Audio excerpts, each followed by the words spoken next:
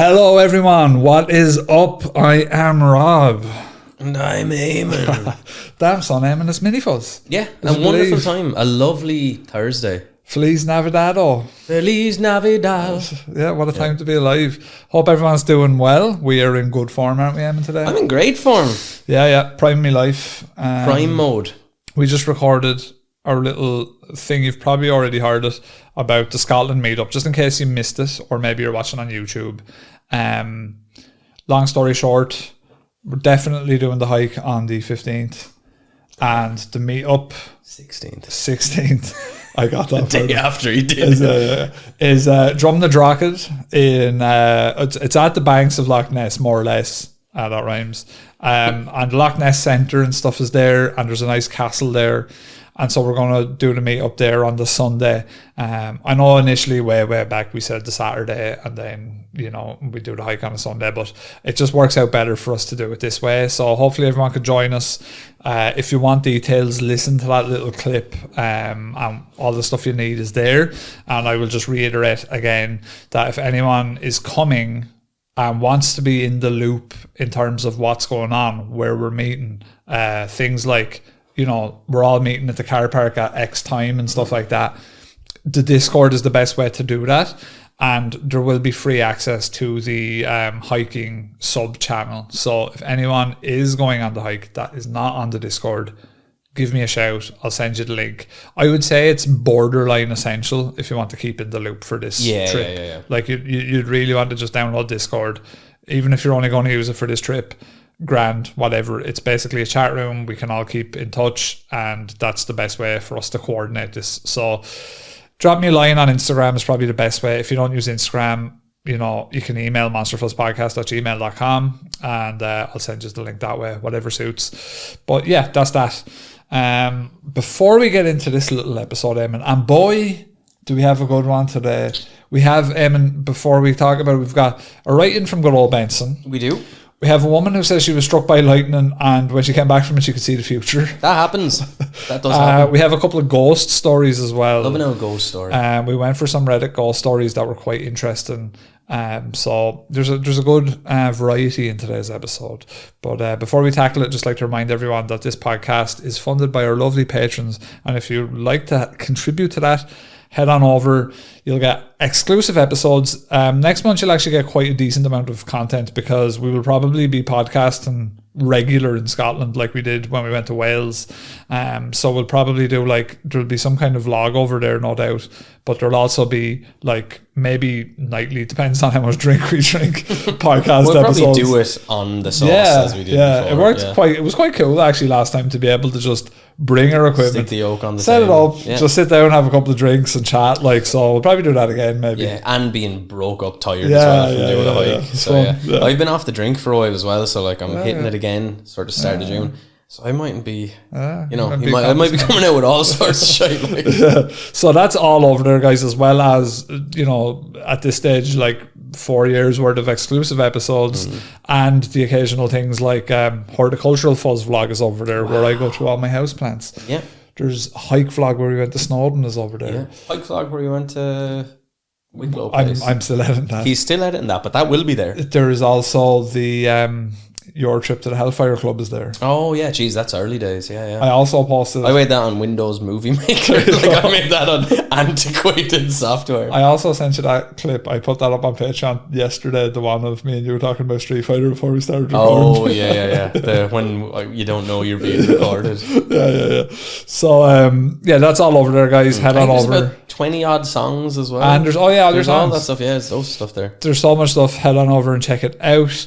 Also check out all of our social media, and our YouTube is where it's going right now. We're putting up shorts every other day, and then full video episodes are now over there too. Eamon, if they have any ghost stories, cryptid encounters, or anything in between, where would this happen? If like Benson, you want to send us in something for us to read out on Mini Fuzz, do send it to monsterfuzzpodcast@gmail.com, not monsterfuzz@gmail.com. We don't know where that goes, but that poor person is like, they have the second largest emporium of white dog shit pictures. I was going to message that person and just be like, hey, if anything comes in here, send it to me. Forward it on to me. Just send it on to me. Like, what do you think, Monster Fuzz at I think Gmail? I checked it up when I was like, when we were starting the pod, and I think it's just some random person that does like maybe art or something. I can't remember this, but I was able to find him online, so maybe I will at some point reach out to him and be like, because when you search Monster Fuzz and you don't get the podcast, it just gives you guitar pedals. Yeah, it's the sound. Monster Fuzz. It's the type of sound as well. Yeah, for sure. So big shouts out to our new patron, Benson. Thanks, Benson. You're a good lad. He was the antagonist in the movie I Still Know What You Did Last Summer. Ben's son, because Ben was the guy that they knocked down in the first movie. I'm giving a lot away here. Yeah. It's also worth noting that I Still Know What You Did Last Summer should be called I Still Know What You Did the Summer Before Last. Should it be? Yeah, because last summer, sure, it's 2 summers away. Is it? They know that they're not. Sure, that wasn't last summer. That last summer, that was the summer he was going after him. When someone says, here's another one for you. When someone says bi-monthly, how often did I mean? They mean twice a month, I know. But it seems like it should be every second month. They did a poll online and it was basically 50-50 split on what that meant. So it's really like a paradoxical statement. It's a stupid thing. It's actually a paradoxical statement. Even when you say there is no wrong or Tuesday, right, I don't think. Next Tuesday to some people means not next Tuesday, the Tuesday after. Like, none of it makes any sense. Tuesday week. When language fails. You know? No, but that is one that kind of it's really confusing. You have to like double check. Because they would say to me, like in works, like, we need a bi-monthly report. And I'd be like, that's twice a month, yeah? Just making sure that we were all on the same page here. Yeah. You know, because like, why would you want a report that's just every second month? Because that doesn't really make sense. So it's bi-weekly then? That's every second week. Yeah, that's what I would have said. Yeah. But so then some people bi-weekly and bi-monthly are the same. What does it all mean now? The hubris of man. Once again. It is the hubris of man. It's the hubris of language here. If you want to take away Benson's little writing here, Emma. Yes. So, Big Bad Benson, he says, hey guys, Benson here from Australia. Another Australian sub. What a time to be alive. I stumbled across the pod about 18 months ago when you collaborated with Mr. Flora from Blurry Photos. That's David Flora. Fair play. And just recently joined the Patreon. So, David Flora was... It's funny because I watched some of that Bodkin show. Oh, I watched that as well, yeah. David Flora came over to Ireland as a podcaster and he was kind of going around getting stories. I was like, this is almost like a fucking David Flora. Did you watch all that show? I didn't like it. No, I finished it. I enjoyed it. I can understand someone not liking it. I watched the first 2 episodes and people have said to me to kind of stick with it. It's slow, yeah. I don't like it. It's not that. I just didn't like any of the characters. All the characters are almost irredeemable in the show. I really didn't like the kind of British kind. Or no, the one not British. She was like a dub that came back over. Yeah, the girl. Oh yeah, she's an awful person. I didn't like it. Does give you reasons why, but you still wouldn't want. Like she's still not a nice. It's hard. She's kind of anti-hero-ish. They're all kind of... I like the podcaster guy. He was just kind of innocent. But again, they were trying to paint him out to be a bit of an idiot too. And I was like, it's like, you know... Like the more... There is a bit of depth to it. But to your point, it's not like massively depth. I thought it was good. I enjoyed it. And it's fun in the Irish setting. They capture that relatively well. It's zany and quirky and a bit weird. So I'd say a lot of people would enjoy it. But it is, to your point, you can see the similarities between Mr. Flora coming over as well. Yeah, I think it was quite... I think people that are in our circles quite dug it. I think I was in the Strange Familiars Discord giving out about it there the other day, but I think people actually enjoyed it. No, I enjoyed it. Like, we just finished it on Sunday. Like I said, it wasn't earth-shattering, but I did enjoy it. And the main character, who's a bitch, it does sort of make... Like, all the characters' ends tie up relatively well. I'm watching that one now. I don't have the name of it. Black and white, set in like the 60s. I think it's relatively new, set in Italy. It's an American guy goes over. I can't really say much without spoilers, but goes over to liaise with another lad over there who's doing art, and he has a girlfriend and stuff. And it's basically, I was saying this to Kara like last night. I was like, is there a trend of just making like films about like and TV shows about like gay people, but making them out to be like really perverted and murdery? And I thought that was straight because it's another type of like salt burn, not to that extreme, but it's another one of those like, here's a gay guy doing like fucking depraved, crazy shit. Which is like far right media. Just like, well, I'm surprised because it's Netflix doing it. So again, Netflix have been definitely critiqued of being the other way. Maybe we're getting to the point now because gay rights are obviously like it's barely it's not as much of a big deal as it would have been years ago because 99% of people are like, yeah, of course everyone should have equal rights, blah blah blah.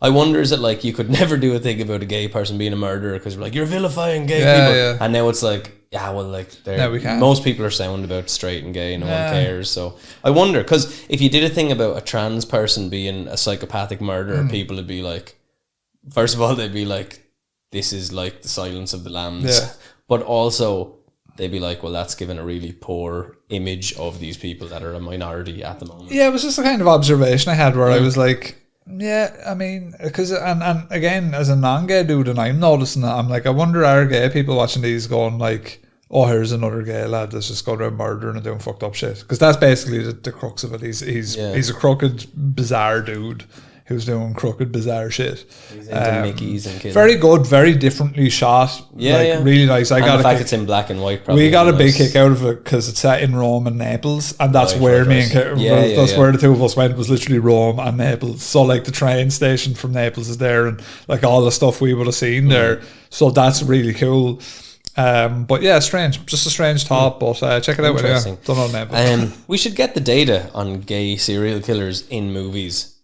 We might uncover something really. It just really seems like more of a recent thing. It's just with Saltburn and this one where I'm kind of going like, what? Saltburn, or maybe it's on some level it's more inclusivity. So rather than just having the straight serial killer who kills women. But is there that much, like, that's what I'm saying, is there that many, like, things coming out about, like, straight mental lads doing mad mental stuff? I don't think so. That's what I'm saying. Like, straight lads have had the cinema for too long. Yeah, it's like all of the, like, kind of serial killer weird shit now, that's what I'm saying, seems to be falling in a weird kind of way. And that's, it's just, I'm thinking out loud, and to be really. Fair, it does make it more interesting because if Saltburn, if he had been a straight guy, it wouldn't, like, it would have been an interesting movie anyway, but it wouldn't have been as interesting. You know what I mean? Now he was. Do you know what I mean? He was batting for all teams. Like he was riding the dirt. He was doing everything. Like I thought that soil was sexual. Yeah, man. You know, sexual soil. So, sorry. Benson goes on to say, I enjoy the pod and the banter. And Eamon, I feel your pain / pleasure as I also have a Brazilian wife.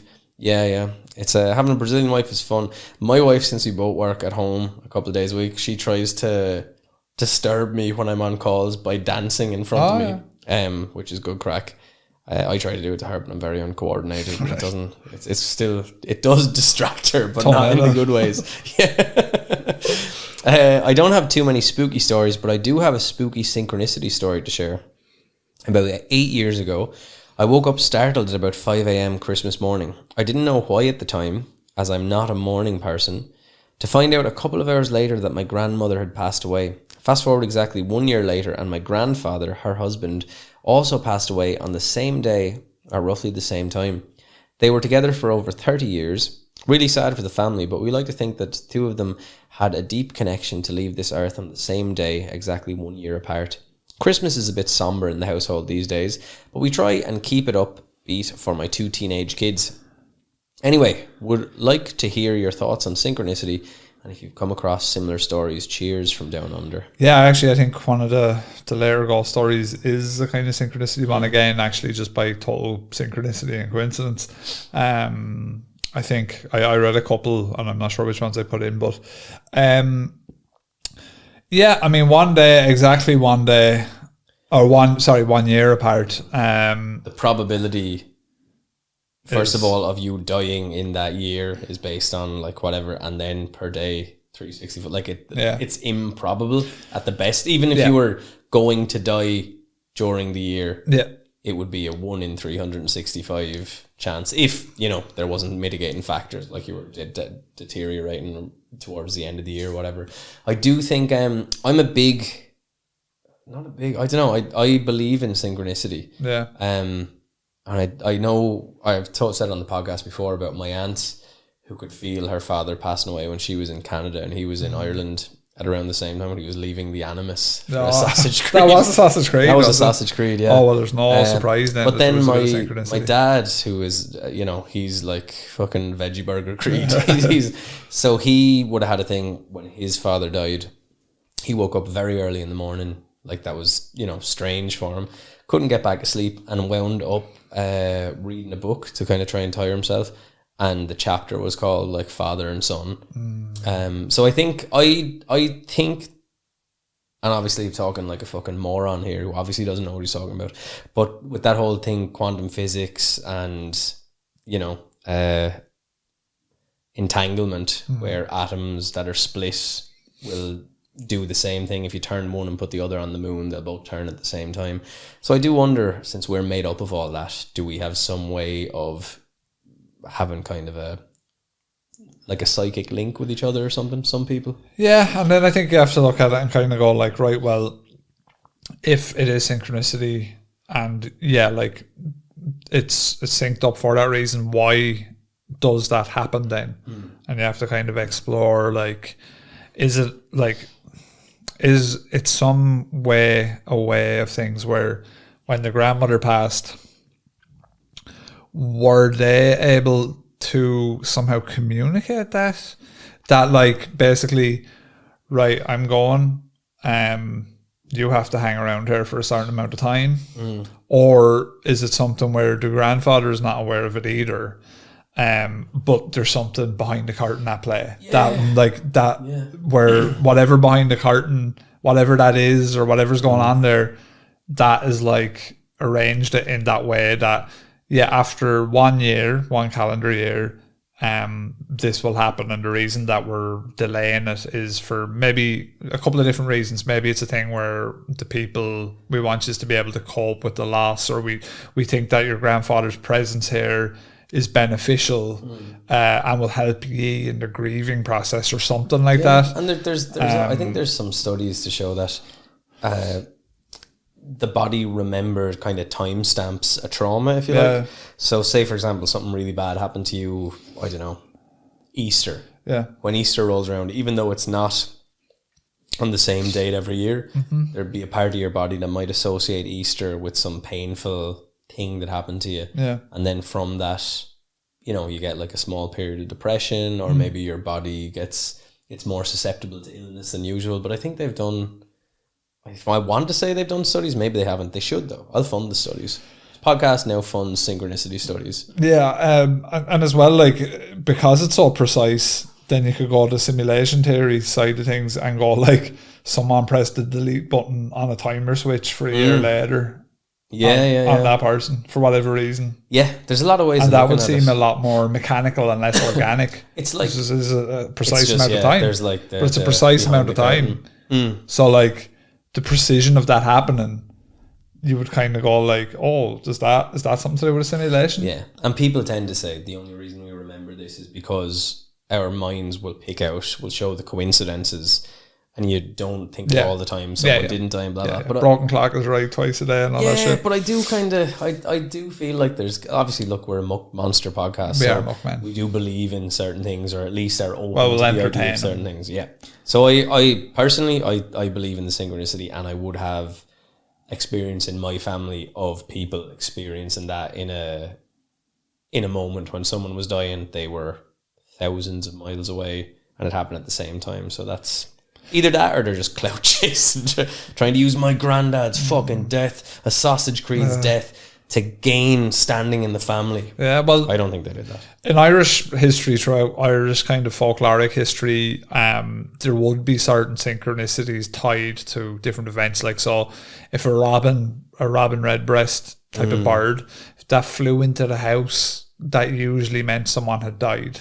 Yeah, that's a kind of a sort of a synchronicity. And the robin is symbolic of your dead ones visiting you as well, because it's such an inquisitive bird. I was watering the flowers with the hose the other day. Yeah, I looked to my left. He was right beside me, just flapping, and he was like, "What are you at?" And I was like, "What are you at?" But now, because of that, every time I see a robin, I just assume it's my dead grandparents. If you robins are that smart that if you dig a hole in the garden, they'll fly along because they know that worms are going to be turned up. There. Yeah. And they're like a farmer's best friend. Like they'll like if you stick your spade or shovel into the ground, like he'll come up onto the handles. Oh no, they will, and you can tame them quite a lot actually. But they like there's been plenty of times I've been working in my granddad's garden or down here, and they'll show up. Blackbirds are the same. You can actually you can like blackbirds you can almost tame. Yeah, and they'll remember you. Like they'll be back every. I don't know because we technically don't have crows in Ireland, isn't it? It's like we have rooks and blackbirds or something, but technically we don't have crows. I don't know. Like we have a fucking fair amount of the We have big things that look like crows. I could be. There's ravens. Wrong. There's rooks. There's all of them. Jackdaws, fucking magpies. We have all of them. We have all of those. Yeah, but I mean, crows are so smart. Like that's that experiment when they put stones into the pipe to raise the water level. Like there's a lot of humans that wouldn't figure that out. Oh, it's crazy, man. They're very intelligent. Actually, speaking of birds, before we go on to the next topic, watch a really interesting documentary. And this is what like TV shows, this is what all of these showrunners now need to do more often is that's why it was on RTE, and which is our national broadcaster here. And it was this guy from Cove, I think, in Cork. And he's an ornithologist, so a bird dude. And he goes out and he records. His mission is to record the call of every bird in Ireland. He's trying to catalogue them. And like 5 minutes in, I was like, this dude has autism. And and 5 minutes later in the documentary, he's like, I have autism. Like, and you're like, the Cork accent. Autism, like, and that's what you want. That's what you want. That and it made a fantastic documentary because he was so interested in it, and he was so into it, hyper focused on it, that it was fucking brilliant. But that's what it should be more of. It should be less of lads trying to pretend like they're interested in something, or like a jack of all trades. Should be the people that are really into it. Get him out. And he was really interesting dude. Really, I can't remember his name now, but really interesting documentary.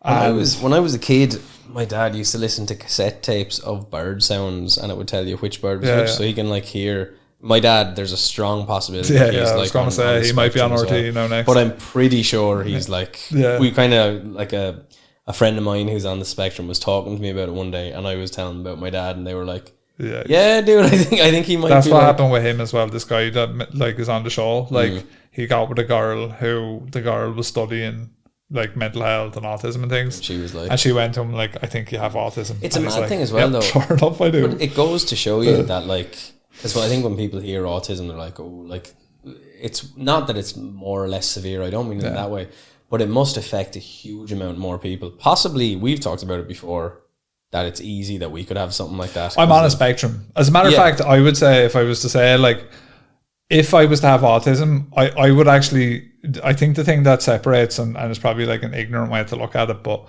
like you look at people with autism and generally they're able to really get into a topic and really focus on it.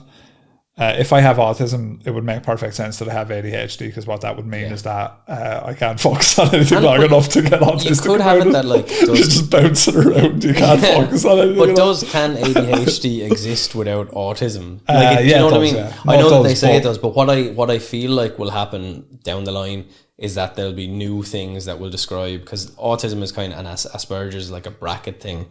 But I think they'll parse it out as time goes on. They might call it high functioning autism now, but that'll have a new word and more understanding about it. Like that dude who's obviously functioning well, but he's like, I'm gonna catch all the bird sounds. I suppose so. They reckon I think it's up to 1 in 10 has ADHD. So that is a huge statistic. That's a huge number. And the way that people are being diagnosed with, like I said, high functioning autism, that's becoming a lot more prevalent as well. And I do feel like it's because it was the same with bipolar and schizophrenia. They used to just like, you were loads of people were schizophrenic, and then it was like, oh no, they're bipolar, oh no, they're borderline, they're this or that. And I think that they will get to a point where they kind of have a different word or a different family. It's in the bucket family of autism, but actually it's this little thing here, or it's this little thing there. This is how we describe it. This is the level you're at. Generally speaking, at least, I don't know, because I'm not an expert or anything, but the traits that I see from people that I know that are diagnosed autistic and stuff, I don't have those. Yeah. Like that really, like... Yeah, like same. like the kind of the really intense hyper focus like on one thing that can like that it just is that's that like that dude has autism. He's an ornithologist. That's what he does. Yeah, and that's his life. I did. Yeah, the guy that on TikTok and stuff that does the trains, the English guy, he has the little camera. He's the man. You ever see him? No. He goes to all the different train stations and like records the trains and stuff, and he has a little GoPro that points down towards his face. It looks really funny when he sees trains, like he flips out. But like all of that kind of stuff. But then you have the likes to say like Blind Boy, who I suppose would be more of the in our field one of the more better known kind of guys with autism.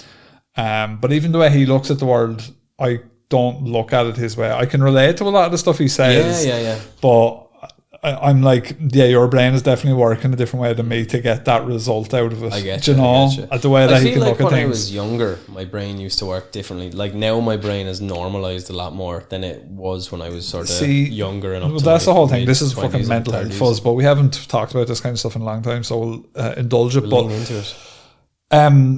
That kind of thing potentially, not with you now in general, but is masking for a lot of people. So what happens with, at least I don't know if it was Blind Boy, but there was someone I was listening to saying where it's like you don't realize you're masking, and so if you're someone that has say like autism or anything like that, because you mask all day, you're totally exhausted because you're basically trying to function. It's like square peg round hole type of scenario. You found a way to get a square wheel to turn and get you where you need to go. Yeah, but so then you're exhausted because you're doing so much of that. I do tend to get pretty fucking alright. But I think part of it is like say for example we talk about drinking. I have a brain that does not shut the fuck up. Yeah, same. Like I was driving home with Paula the other day.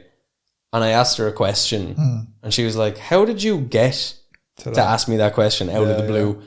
And I had to go and be like, "Okay," because I was thinking about this, and that led to that, and that went there, and that went there. Like I listened. There's a podcast with Trevor Noah recently, and he was saying, someone said like they have hard water, and his mind was like, "Okay, hard. So is it hard water or soft water? If it's hard water, there's probably a build up of copper in the pipe, and then." The copper would mean that there's things, and I was like, as I was listening to it, I was like, "Holy shit!" Like my brain does that, like, and not all the time, but sometimes someone could say something, and I'll just be. It's like when a lad gets rocked in the UF, it's like, and I'm just gone, and my mind is like just looking at me like. But you are kind of more or less diagnosed. Well, you were when you were younger as neurodivergent, though, right? Well, I would have. So I had like pretty bad obsessive compulsive disorder. So that is on the spectrum of neurodivergence. Yeah. Well, see, obsessive compulsive is weird because that's a wanking all the time. Pathway. Yeah. I need to have 13 a day. But that's like I can't leave myself alone. But that's a pathway that you'd sort of burrow in a pathway because you keep going down this certain way of thinking, so you can undo that if you like. But again, you'd have to have some sort of a thing. Yeah, masking. I don't know, man. Yeah, I'm fucking nuts. No, but even as I was saying that to you, I was thinking about grass and like the paths in grass and how long it takes for someone to walk on that before the path is there, and thinking about how the brain and like how that time differential. So as I'm talking to you, that's why I think a lot of times as I'm saying things, I'll like sometimes I come out with a joke or something and I realize like it's not funny because I've been making all these links in my brain, but no one else has. Like no, for sure. Like look, I'm fairly, like, and by fairly I mean 90% certain I'm diagnosed with ADHD, but whether or not there's more to it, I don't know. But it's interesting. I'm getting a proper test now during the summer. So see if you'll do like a double. Yeah, 2 for 1. Do a podcast episode, we'll just both get tested and find out what's listen wrong to our podcast and diagnose us. What's in it for me? Nothing. So I know when you get a bit older as well, you can kind of look at patterns in your life and stuff. The really fucked up thing I think that you sort of realize as you get older is like undiagnosed mental health shit like can really wreak havoc on say relationships and things like that. That you don't like. Luckily now, I would say in the last maybe 5 years, I've been a lot more aware of say pitfalls that I would have fallen into as an individual. But then you actually look back to the past and you go, fuck, like Jesus, I was mid-30s before I was like, oh fuck, and then even after that, it's like, because I would have been aware of stuff back then, but now there's probably a load of stuff I'm not aware of, which is making me do things a certain way that you're just like the Autobot. You're just like, I do this does this, and it's like, you do this because you have very severe problems. Yeah, it's like, because one of my ex-girlfriends was a psychologist. She's just come out of college for like, and we've been dating about 6 months, and like I was sort of becoming more aware of like potentially like ADHD, and I was thinking back to school and how fucking shit I was doing and everything. And I said to her, like, yeah, I think I might. She was like, yeah, no, I think you do. Yeah. And it was like very matter of fact, like, yeah, like, yeah, I think that too. And you're like, right, okay, you're pretty fucked. Cool, cheers. But yeah, no, it's an interesting one. But that's, to get back to it, that's more of what they should have on fucking TV, is like people with legitimate fucking interest. It made for a really fascinating program. And the best part about it, I think, which to me is like, because I'd say there's probably parents out there when their kid gets diagnosed autistic, maybe they get a bit worried about it, and they're like kind of, oh, how will things turn out and stuff. I think like the best thing about it is that you're like the joy on that dude's face when he hears he is doing his thing. Like, we can't feel that happy about anything. Apparently, I shifted Tifa the other day. I was like, yeah, whatever. But apparently, like the way they found him for this TV show was like, I think she might work with the Irish Times or something.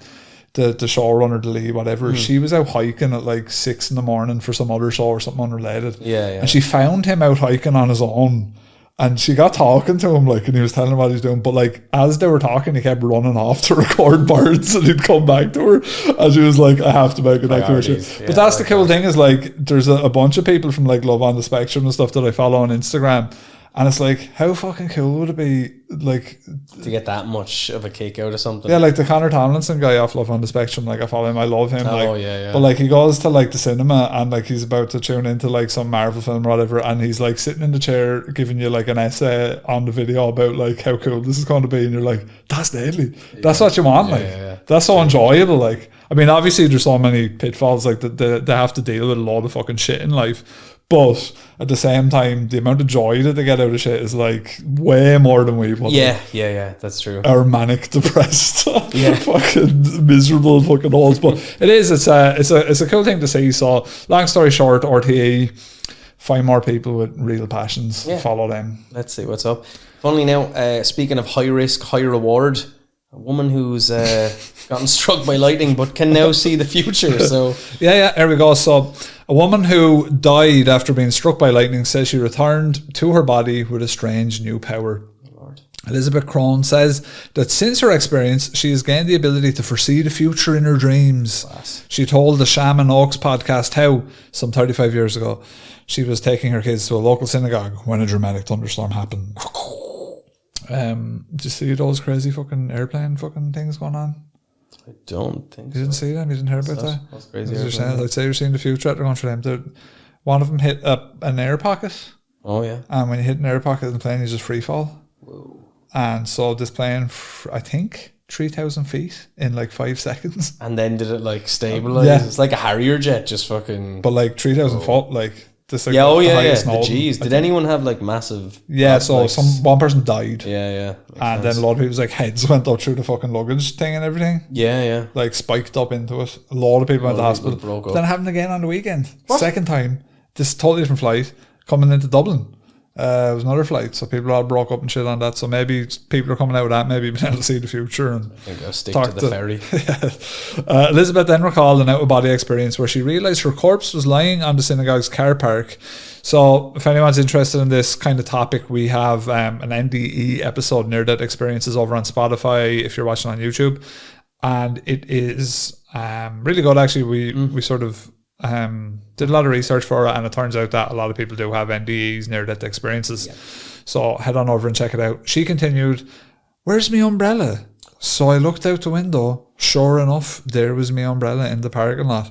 I looked to the right, about 20 foot from the umbrella, and I saw me on the ground. Elizabeth's first thought was that her shoes were ruined. They had been blown apart when the lightning had ran through her body. That's usually the sign of someone being dead, is their shoes leave their feet. But when she looked down at her own feet, she realised that she was floating at a short distance from the ground. Moments later, a floating orb led her away. We've actually heard about this in NDE stories. from the scene and into a garden paradise. Nice. She continued, "It's not a garden like anything here on Earth. The plants were different. The flowers were blossoming, just exploding with colour." Funnily enough, that's similar to what that Wexford dude said who was on the radio, yeah. But that's also in NDE stories too. A lot of stuff. And the tunnel as well, obviously, a popular one. But a garden, a bountiful garden, yeah. Is it a thing where people are just all parroting each other? Or do you reckon that this is I don't think they're parroting. I think it's one or two ways. Like, maybe it is this sort of connection to a different place. If you are transitioning from a human to a spirit or whatever, what's one of the... like a beautiful place is a lush garden, and everyone can kind of agree on that. For us, we probably both wind up in CEX looking for retro games. Oh, they have Alundra too. And the fact that we both said fucking Alundra. Oh god, that's Alundra's actually €45 down in CEX at the moment. No, I said Alundra too, so you weren't quite on it, but that's pretty crazy. That's ridiculous. But another interesting thing that she says was words just don't exist there. Now, this is something in our NDE episode that we also talk about, where apparently what is alleged to happen when you die is that you're not exactly speaking, you're vibing. You're vibing, yeah. You're going on vibes, you don't have words. Everything is done without the mouth. It's done telepathically, I suppose you could say. Anyone that's been visited by something in these NDE episodes, sometimes they'll describe a silhouette, sometimes they'll describe an orb, but every time they'll say that it's just a kind of a like looking at each other and saying Alundra without actually... Alundra 1 and Alundra 2. There's no opening your mouth or anything, so quite interesting. But she says then that she had a long conversation with her deceased grandfather. Another very common thing, deceased relatives. Yeah, she said, "I was told that I could stay there if I wanted to, or I could choose to come back, and that he was going to help me make that decision by answering the questions I had." This is, again, if you read any of the NDE books, classic NDE stuff. She was told that if she did choose to return to her life on Earth, she would have another child, but also that her marriage would end in divorce.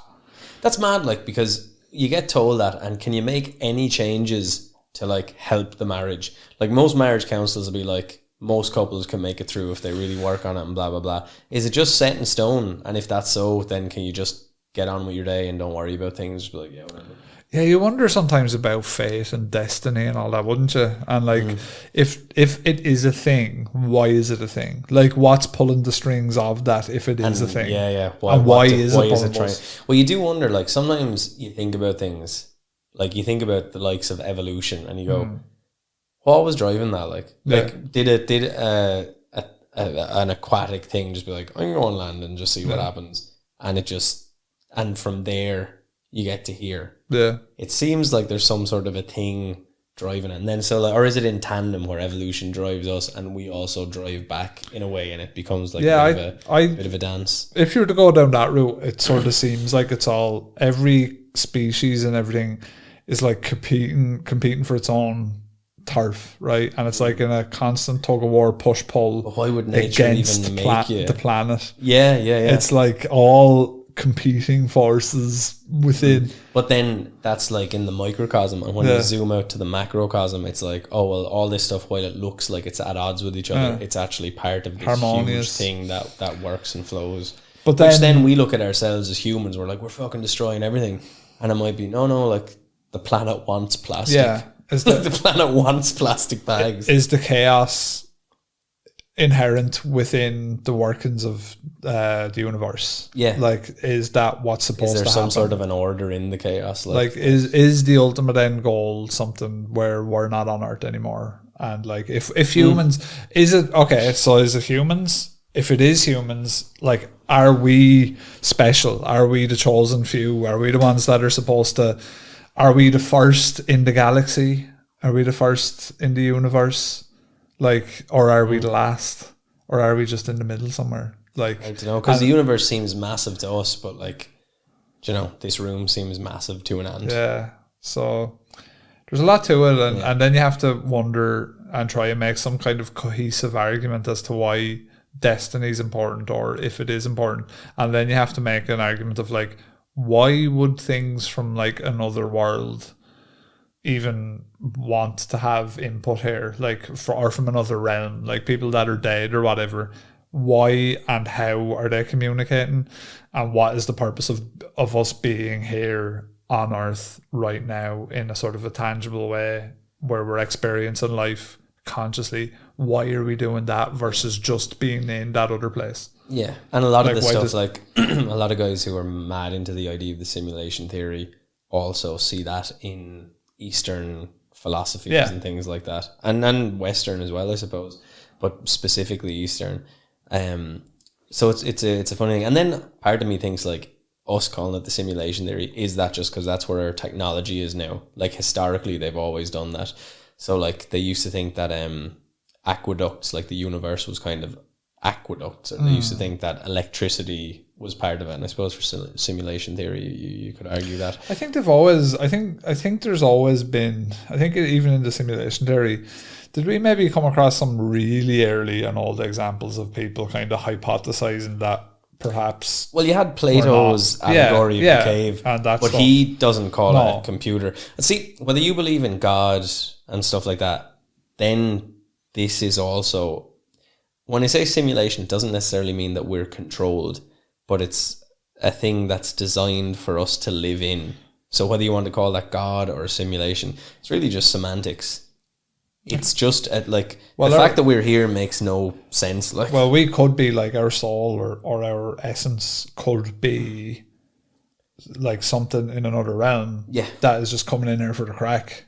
Yeah, well, like we could in theory die, and what we are right now could look back at this experience and suddenly be conscious and go, that was a mad crack on Earth, wasn't it? And it was like the most immersive experience. We talked about the Alan Watts thing, the Inception machine and all, or the Dream Machine rather.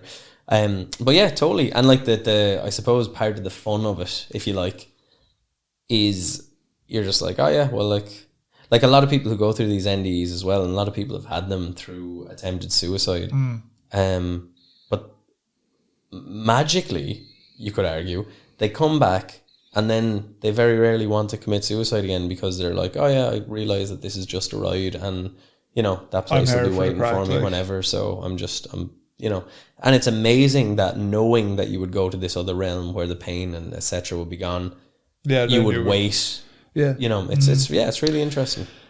Yeah, and it's all just spitballing. At the end of the day, it's fun thought exercises. If you're coming from a place of God or religion, then it's already all sewn up for you. But I suppose myself and Eamon are definitely leaning more on the agnostic side of things. So for us, we're more or less exploring everything, where any of them kind of are compelling arguments in a sense. And none of us know. The only thing I do know from reading these NDEs is that it would lead me to believe that there's something else going on. I don't know what it is, but I would like subscribe to that.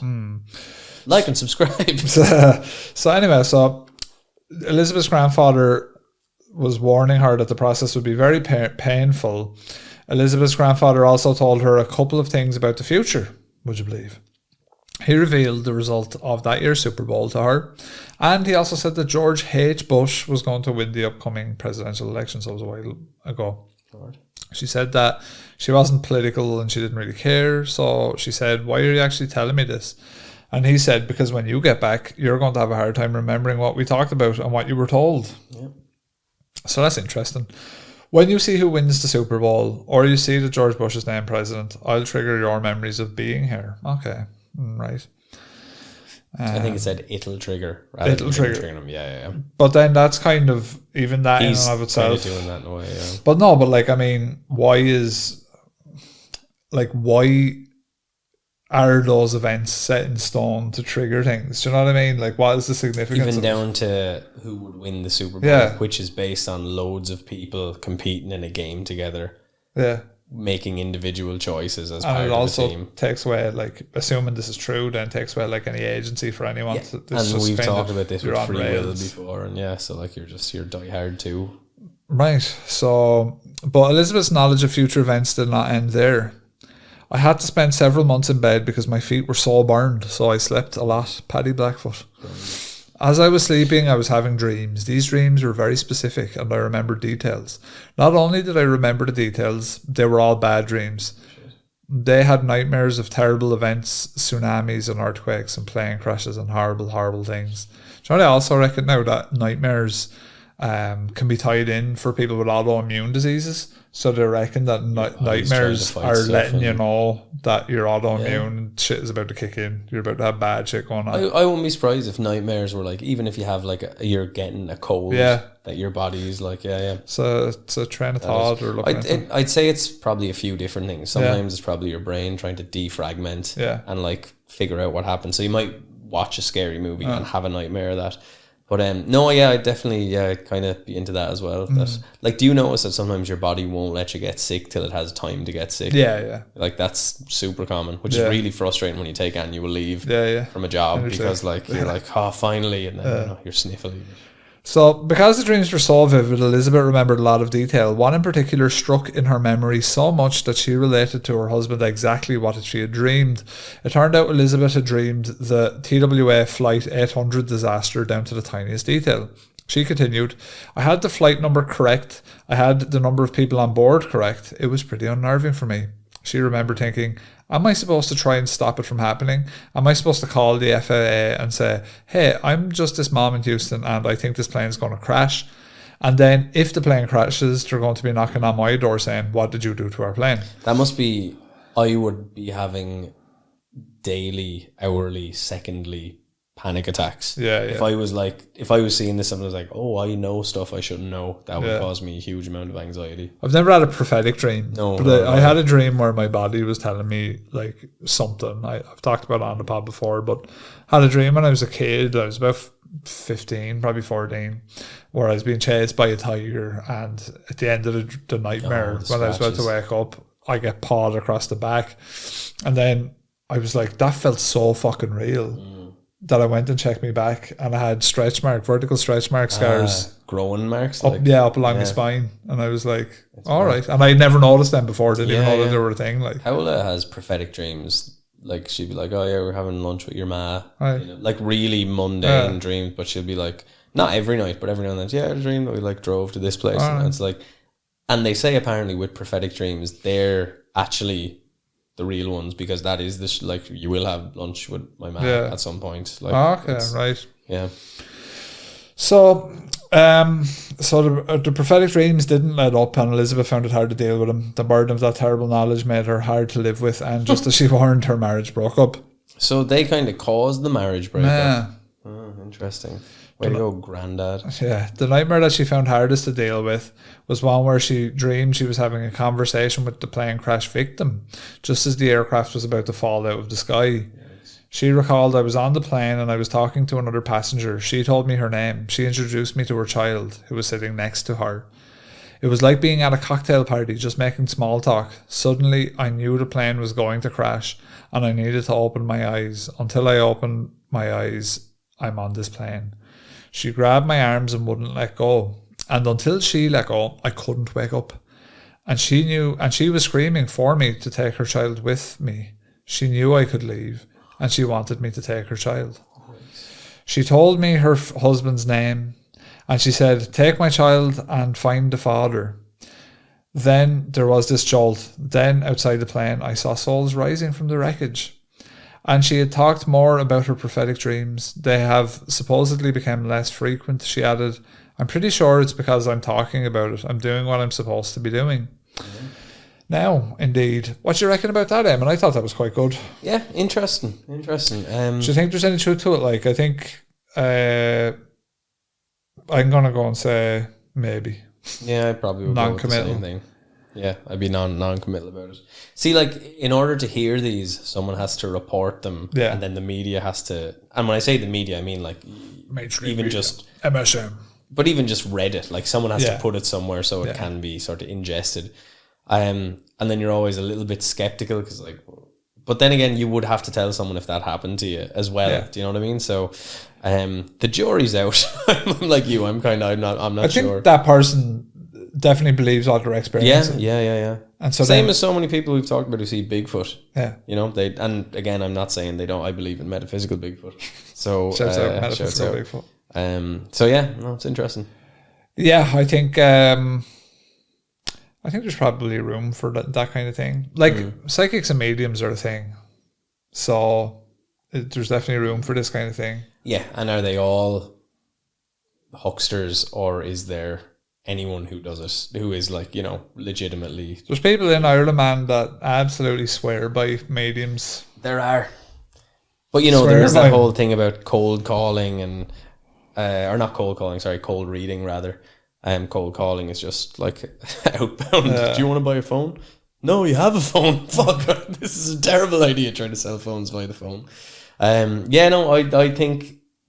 I think there are people that can probably. There was a girl I used to work with, and she could read palms. She was just like worked in a restaurant.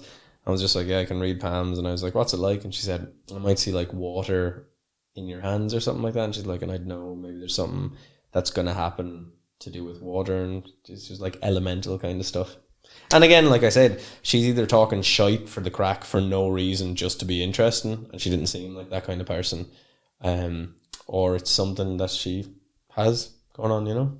Interesting. I'm intrigued.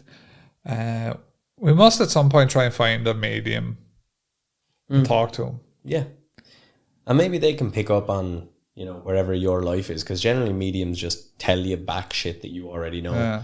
So like, is it maybe that we were talking about, you know, entanglement and the synchronicity of feeling a loved one depart or whatever? Yeah. Maybe they're just like these little sort of beacons that can feel whatever you're feeling and kind of report it back to you. And maybe that helps in a way, because it helps you to get kind of objective clarity of things that you're trying to untangle in your mind, and they can say it to you in a more straightforward way. I don't know. Yeah, we need to get one, chat to one. We also need to get Tim back on for the first time. I think with the video podcast, it's going to work out quite well, actually. I think what we'll do is we'll have Tim on webcam here, and we'll be able to see him because we'll put the laptop there, and that should work quite well for video podcasts. So that will probably be done soon. And as well, big shouts out to Tim and Alison. We had a lovely shout out there recently. I haven't got a chance to listen to it yet. Some dog by yeah, bad old heads listening to shout outs. So thanks very much to the guys for the feedback. It was it's always good hearing things like that, especially when like you don't expect it, but you don't hear much. Like you never really get much feedback when you're doing this kind of shit, like, or much less feedback that you're like, okay, that's actually worthwhile. Nice you're like, okay, that's good. Anyway, I mean, we've got a couple of quick little ghost stories here from Reddit. Take it away from Interesting Study 264. Nice. This never sat right with me. This story happened when I was in the 6th grade, probably around 2008. My family and I had just moved into an apartment. My dad was working in Alaska. We lived in Texas as an ice road trucker, so he was out of the house more often than he was in. This might not scare you or creep you out, but to this day this memory does not sit well, and I've tried making sense of it as much as I can. One evening I was sitting in the living room on the floor with my back against the couch watching TV. The apartment only had one entrance, which was in the living room, and my parents' bedroom was behind the wall where the TV was. So in order for them to leave the house, they'd have to first go through the living room and around the couch through the front door. As I'm sitting there, my mom opens the door and half pops out holding a red popsicle, like an ice cream popsicle. She's smiling and waving at me to come to her room. I know where this is going, and it's already starting to make me uneasy. I remember being so weirded out by this because she wasn't talking. She always talks, but she just stood there, half of her behind the wall, signaling to me to come, as if the popsicle was the prize if I did. Even then, I remember thinking, how did she get that? The kitchen is in here. It was connected to the living room. And so I said no. I usually listen to my mom, but this time I felt off, so I denied her. Not 2 minutes later, the front door opens and my mom walks in on the phone talking to my grandma mid-conversation, bringing in groceries from the store, and I just didn't understand how did she do that. There's no way. She even denies trying to pull a prank on me today in 2024. The more I think about it, the more it doesn't bode well with my spirit. Yeah, very, very, very creepy. You hear those where like the ma's calling the kid inside the house, and they start coming down, and then the man pulls up in the drive. So like some sort of malignant entity trying to mimic. And what would they even do if they got there? It's kind of terrifying though. Yeah, how kids go missing and shit like. It's like a mimic thing. It's We're talking about that bird documentary. There was a type of bird that can mimic like all the other birds. Isn't there that bird that can make chainsaw sounds? He's like that'd be one of them. I think he's in South America, but there's one in Ireland that can like literally mimic dogs barking and shit. So is it some kind of mimicking ghost? Scary, because the actual thing itself is scary because it'd be nice if it was like, oh, this is like an echo of the past where your mum gave you a popsicle, a display of love. Whereas these seem like when you go into the room, the ghoul does something horrible. Yes, indeed. There's another horrible ghoul here. Somebody shat in my pants. So Friendly Vanilla 262 says on Reddit, I don't know how to explain this. Can anyone? We'll give it a go. Ghost story, ? I don't know. In March of 2003, my first wife Karen had passed away at the age of 35 due to complications for breast cancer. On her deathbed, she said to me, you need to take care of my parents. She was an only child. She had always told me her father was an evil tyrant. The day she passed, I discovered how evil he really was, but that's another story. For almost 20 years, I did everything I could for her parents. No matter where I was or what I was doing, I always made time for them. Whether just having dinner or doing work around their house, I was there. On December of 2022, my mother-in-law passed. She was quite ill and had been in and out of hospital for a few months. About 3 weeks ago, mid-morning, I was startled awake by a dream I just had. I work second shift, so it's not unusual for me to be sleeping till 8 or 9 a.m. Like I said, startled awake. In the dream, my phone was ringing. When I picked it up, the wallpaper on the screen was a blue sky with puffy white clouds. The caller ID was all zeros. 000, 000, 000. I answered the call questioning, hello. On the other end was my mother-in-law. Clear as a bell said to me, I'm here. I made it. In the very same dream, Karen appeared for what seemed like just a few seconds. She was smiling at me. She was young, healthy, she was beautiful, and then she was gone. Just as quickly as she appeared, she disappeared. It's not the first time she had come to me. There had been a couple of times I was in turmoil about things, and seeing her reassured me I was going to make it. I could only surmise that Mom was letting me know she got to the other side, and Karen appearing, I'm not sure, maybe to let me know they were both okay. Thanks for reading. What do you reckon about that, Eamon? Yeah, the phone one is very bizarre, isn't it? Yeah, this is the thing, is like sometimes I wonder if that's his dream, so his dream isn't the phone. Yeah. So is it another, like, this is like, sometimes I'm wondering, is there another plane, right, where it's where we go when we die, and maybe it's where we are before we're born, right? Like, do we know in that realm that what we're doing here is a good crack, but sometimes it can be pretty shit? That is why there is attempts to reach out from that side at times. It's like, for some comfort. It's like, look, it's going to be good. It's enjoy your time here. It's going to be, there's merits to being here versus there that are worthwhile. And that's probably from what we've heard from NDEs and people describing other worlds. It's like, I think it seems to be more of like the touch, the senses.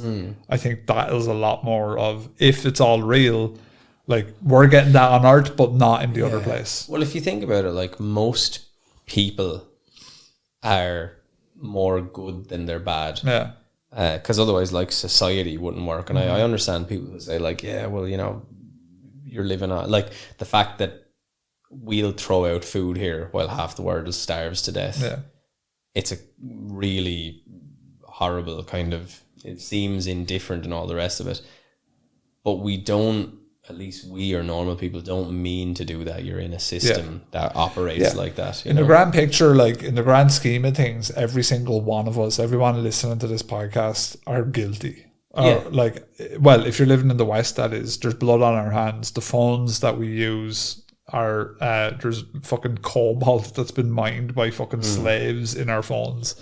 Like, And our EV cars and all that. Like we can't, like, we would be completely ignorant to say that there is not blood on our hands in the bigger picture.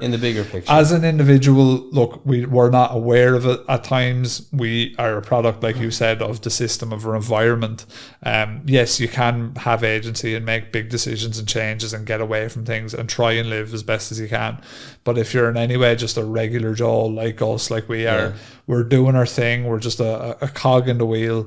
Yeah. Most people are decent. Like, there's degrees of like, if you just saw two people, for example, having sex, you wouldn't just start beating off. But pornography is this huge. Well, I mean, some people. But then pornography is this huge driver. Like, it's that degree of separation that allows you to act in ways that you wouldn't ordinarily act. The reality is that society and it just wouldn't work if people were more bad than they are good. Yeah. And I'm not sure what that sort of level is or whatever. But it does make sense then that if there's something else that exists outside of us, the vast majority of what people report are loved ones telling them, like, it's going to be okay. Because what is the first thing you would say to someone if they came to you and they're like, oh, fuck, this has happened? You wouldn't be like, oh, fuck, you're fucked. Yeah. You know, you kind of be like, you try to explain to them that it'll be okay, that you'll help them whatever way you can, if they're close to you. But if a dude on the street comes up looking for money and starts telling you about his life, you don't have the same patience or tolerance for it, because we can only be close enough to a certain amount of people. But so to me, stuff like that, if there is an avenue for it, it would make sense that there would be love there that would try to make your problems evaporate, like, to pure love, because that's what people report is like love, like a feeling of that. So then you're kind of wondering, is that like the feeling when you go, like, because there's people like in this town and every town around the world, every city, that are horrible fucking people, like really bad cunts, and only exist to fuck with people, to make people's life shitty, and they're only out there to make their environment around them worse, right?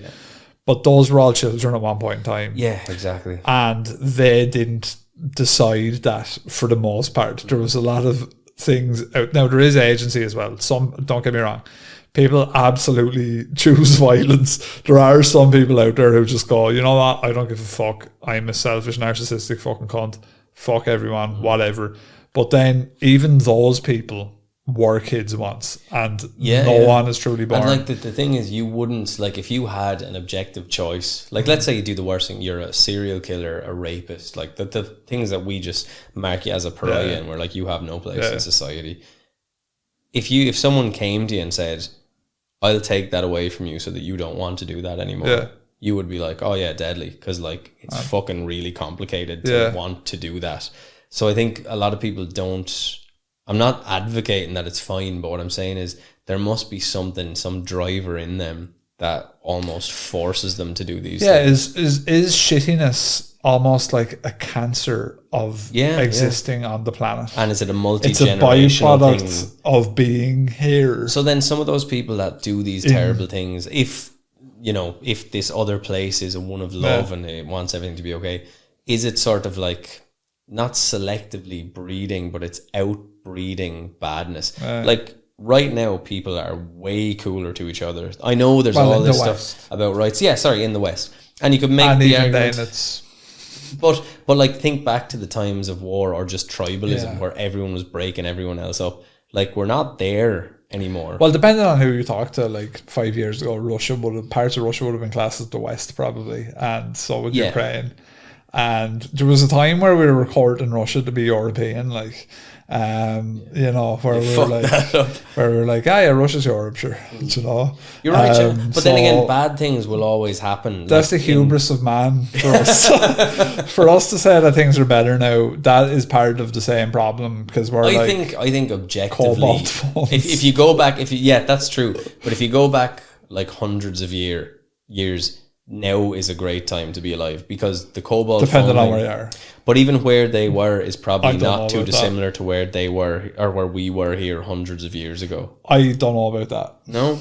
I would say that there are places in the world where it's still as bad as always, and maybe in some places worse. And there's places in the world based on our actions. Yeah. But even there's places like, because that's sort of an outside yourself thing we talked about earlier. You can have handfuls of gold and a head full of lead, so you're miserable. Yeah. And so it doesn't matter what you have. But yeah, and maybe then does badness, whatever form that takes, exist to kind of alert you to goodness? Because goodness is very easy to take for granted. The fact that you have air in your lungs is very easy to take for granted. Absolutely. It could just be like all of that shittiness, all the badness, all the exploitation, the shittiness could be a byproduct of just an unintended byproduct of being present here on this planet. And it's a pursuit of like a feeling and a vibe that you get here, where like shitty people are trying to get that best feeling that they can by exploiting others or by doing whatever they want or chasing a feeling. And if this other realm is a thing, then that feeling, we don't need to chase that over there. And so then you have to wonder, well, what would happen to those shitty pricks when they die? Like, well, we do have those just go back to where the it vibe shows land? them like the horror as well. So like they're much rarer. Yeah, do they go back to the vibe land or the hell? Yeah, so like I hope Is to go there to a the hell? vibe land. I mean, there is is there a a hell vibe and a heaven here in this reality absolutely. at times. Like if you go and work in some like shit ass mine in some third world country where like they're putting you in like a fucking, you and like 30 lads have to get into like some shitty elevator to get down into the mines. Like Francis Ngannou, like he started shoveling fucking sand. Yeah. Like that existence to me is hell on earth. Yeah. And that's not of my making. And so if you're like, born there and your family are like the local mine employs your family, like you're born into that. But you have to do that to survive. Yeah. And then How shit is the that? really bizarre thing is that they don't all just go, fuck this, I'm going to hang myself. They keep going. Which is human really nature, like. But it's mad, isn't it? Like the cunts. harder it gets, the tougher it gets, with no exposure to sort of, you know, a better way of living. They, on the whole, have a better life, like you know, suicide rate or whatever, which is kind of bizarre. Because most of us, if you just tomorrow threw us in the sandpits and like, that's used for the next 40 years, I'd probably be like, I'm not really fond of this. Like, you know, I'd be like, after like a while, I'd be like, this is pretty. Then again, maybe using all that physical exertion. Humans, you'd be surprised. We're We very adapt quite well, yeah. Even the poor fuckers that were sent to the concentration camps and stuff like that, like they did continue until the very end because there's always hope. That's a very much a human trait, hope. And then some people have said, I read this somewhere, it was really, if you're feeling anyway fucking depressed, don't listen to what I'm about to say. But they said that like this is all a microcosm, or sorry, it is, yeah, a microcosm that like the aliens make, and hope is what they do to keep us doing stuff so that they can feed off us. But hope is they're real. Fucking alien bitches. Fucking break us all up. They're not going to the good vibe land. Fuck them aliens. They're not in the good vibes. You don't have that. You've created the good vibe land. You alien bitches. Yeah. No, I enjoyed this episode. It was just a good variety there. Long old episode for a mini fuzz as well. But sure, good chats. The chat was good. We're having good chats. I feel like we haven't talked in a week. So if the chat was good, then the time goes on, and that was it. I hope you appreciated this one, folks. It was a fun little chat. And yeah, I think we'll leave it there. Yep. You know the crack with the hike. You know the crack with all that. So we will see you on Monday. I've been Rob. I've been Eamon. This is Mini Fuzz. Please like and subscribe.